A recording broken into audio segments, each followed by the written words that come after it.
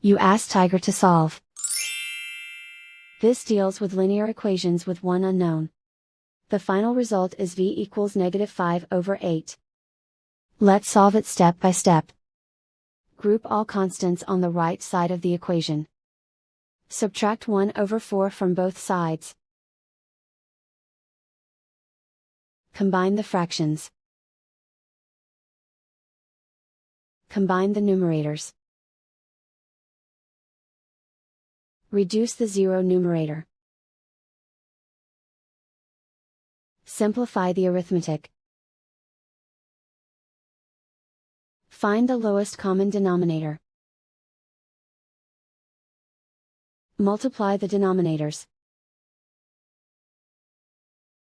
Multiply the numerators. Combine the fractions. Combine the numerators.